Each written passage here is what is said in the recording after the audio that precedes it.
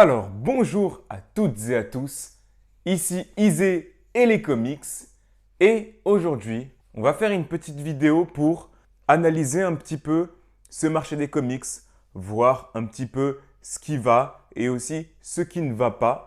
Pourquoi les ventes de comics sont en baisse. Et pour ça, on va s'appuyer sur un des principaux concurrents du comics en termes de bande dessinée. On va voir 5 choses où le manga surpasse le comics. Alors bien sûr, ces 5 choses, c'est totalement subjectif. C'est mon avis à moi, c'est ce que je pense. Donc, c'est 5 choses qui font que le manga aujourd'hui réussit là où le comics échoue. Et n'hésitez pas à activer la cloche, à mettre un commentaire, à liker, etc. Bref, vous connaissez tous la chanson. On va commencer sans plus attendre avec la première raison.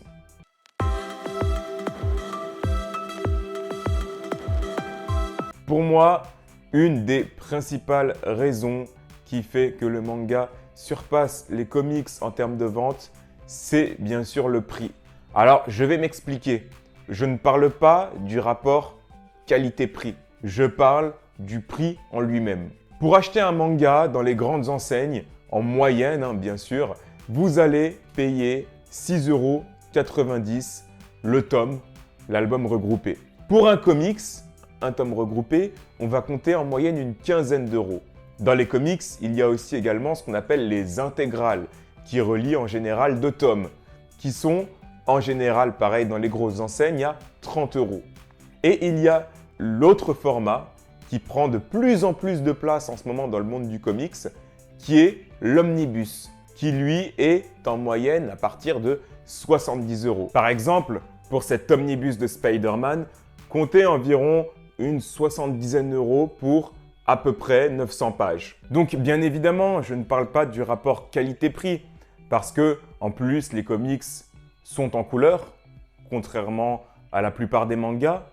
En plus de ça, le papier est de meilleure qualité, mais je parle bien du prix. C'est beaucoup plus facile pour des jeunes, pour des nouveaux lecteurs, de commencer une œuvre à 6,90 € plutôt que d'en acheter une à environ 15 €. Bien sûr. Surtout quand on veut commencer le manga ou commencer le comics, on ne sait pas si ça va nous plaire, donc on ne va pas forcément, quand on débute, aller directement claquer 70 € dans un omnibus. Et encore une fois, je ne parle pas du prix sur le long terme. Bien sûr, par exemple, si vous achetez One Piece, vous allez acheter 90 tomes à 6,90 €. C'est bien plus cher que de s'acheter toute la série de Ultimate Spider-Man, au final. Non, je parle du prix direct pour commencer.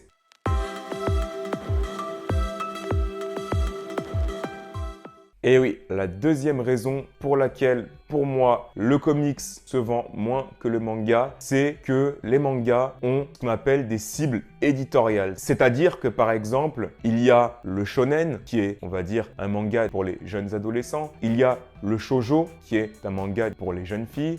Et il y a le seinen, qui est un manga pour les adultes. Évidemment, il y a d'autres cibles éditoriales. N'hésitez pas à les compléter dans les commentaires. Mais justement, pour moi, ça facilite le jeune lecteur ou alors la personne qui veut faire un cadeau à quelqu'un à trouver son bonheur. Parce qu'elle va se dire, tiens, j'ai envie d'un manga pour un jeune garçon, donc je vais aller directement piocher dans telle ou telle œuvre. Alors que les comics, il n'y a pas vraiment de cible éditoriale. Dans les Big Two, par exemple, mis à part le fait qu'on sait qu'on va lire du super-héros, on ne sait pas forcément quel type d'œuvre ou à quel public ça s'adresse. Dans les œuvres des super-héros, par exemple, il y a des œuvres qui pourraient s'apparenter à des shonen, mais il y a aussi des œuvres qui sont très adultes. Alors bien sûr, il y a des labels comme le label Max, le label Vertigo ou le DC Black Label chez DC qui font des œuvres pour les adultes. Et quand tu vois le logo de ces labels, tu sais très bien que tu lis pas une œuvre pour enfants. Mais le comics ne possède pas vraiment, du moins à ma connaissance, de cible éditoriale comme le manga. Troisième point.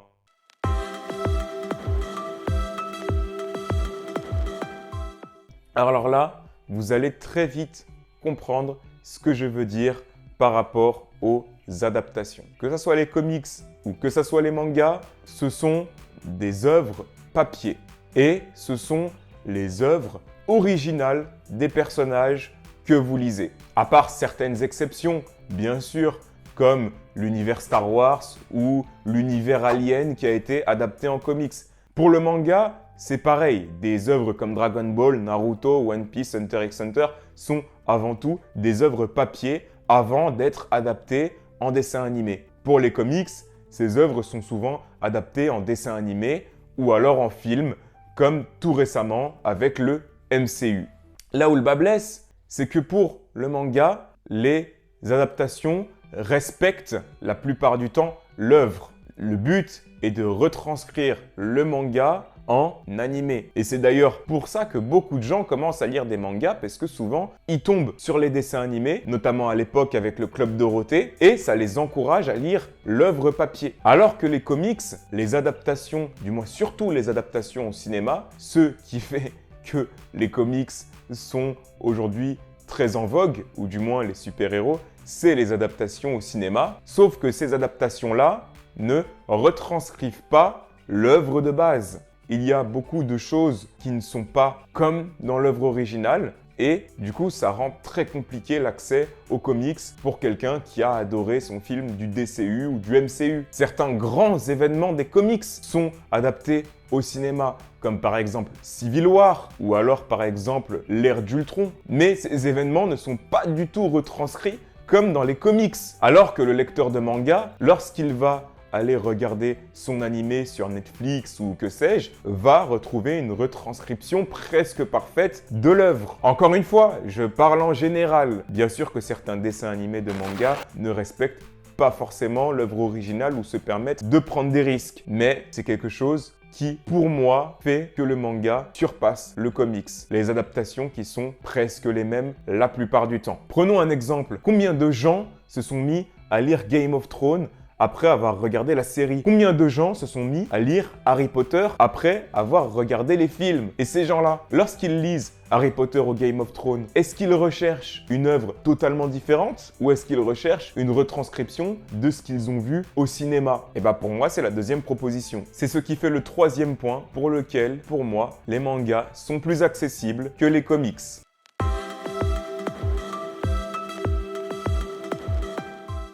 Alors, pour les rééditions, c'est très simple. Beaucoup d'œuvres de comics ne sont pas forcément rééditées et sont donc introuvables. Combien d'œuvres on m'a conseillé de lire, mais qui sont très difficilement trouvables ou à des prix totalement aberrants?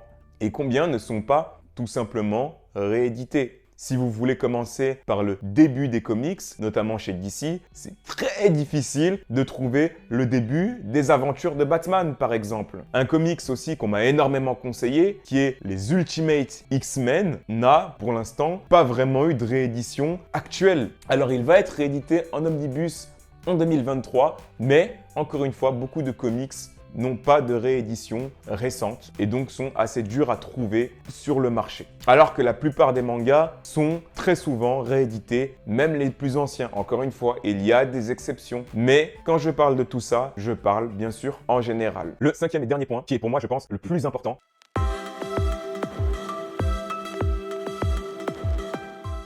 Les mangas et les comics se ressemblent pas mal en termes de publication. Ils sont tous les deux d'abord prépubliés en issues dans des magazines pour les mangas et en kiosque pour les comics et après sont édités dans des albums, dans des recueils. Là où est la grosse différence, c'est que les mangas sont des œuvres d'auteur. C'est-à-dire qu'un auteur va écrire une série sur un personnage du début jusqu'à la fin, d'un tome 1 jusqu'au tome 70 ou que sais-je. Alors que les comics sont, on va dire, plus des œuvres que j'appellerais des œuvres de personnages en fait. C'est-à-dire que pour un personnage, il va y avoir des dizaines de scénaristes, des dizaines de dessinateurs qui vont donner leurs pattes. Et ça, c'est assez difficile quand on est lecteur de comics de commencer parce qu'il y a des dizaines de tomes 1, des vingtaines de tomes 1, des trentaines de tomes 1, d'œuvres totalement différentes. On est un petit peu perdu. Là où par exemple, pour commencer les mangas, je veux lire du Naruto, c'est très simple. Je commence au tome 1 et je lis jusqu'à la fin. Bon, après, j'ai les prologues,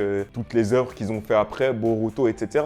Mais ça reste très accessible comparé aux comics. Imaginez-vous dans la tête d'un jeune lecteur qui arrive et qui se dit « Bon, je veux commencer Spider-Man, j'ai tant de tome 1. En plus de ça, j'ai tout ce qui est les Elseworlds, les œuvres hors continuité. » C'est quand même assez compliqué et c'est ce qui fait que beaucoup de gens sont rebutés par l'univers des comics. Mais bon, là, je pense que je ne vous apprends rien. On sait tous que c'est un petit peu le problème quand on a des personnages qui sont aussi vieux dans le temps. C'est assez difficile, à moins de les faire mourir et de les remplacer, c'est assez difficile de créer des portes d'entrée pour des nouveaux lecteurs. Alors voilà pour cette vidéo de 5 points qui font que pour moi, les mangas surpassent les comics en termes de vente. Et je dis bien en termes de vente et pas en termes de qualité. Je pense que le manga, le comics, la BD franco-belge, les romans, tout ça c'est de la lecture. Et que bien sûr, la lecture apaise l'esprit. Et qu'au final, on se ressemble en tant que lecteur. Qu'on soit lecteur de manga, lecteur de comics, lecteur de romans, on se ressemble. Parce que ce qu'on aime, c'est lire et lire des bonnes histoires. Tout simplement. Ça va pas plus loin. Donc, il n'y a pas de... Je pense pas que les comics et les mangas doivent être opposés. Je pense que ça doit former une culture de la lecture avec même la BD franco-belge et le roman. Si vous avez des solutions aux problèmes que je viens d'énoncer, n'hésitez pas à les mettre en commentaire. Ça, c'est une vidéo qui appelle au débat. N'hésitez pas surtout à vous abonner, sonner la cloche pour recevoir les prochaines notifications et les prochaines vidéos. Il va y avoir du contenu de qualité qui arrive. Et sur ce, la lecture apaise l'esprit et à la prochaine.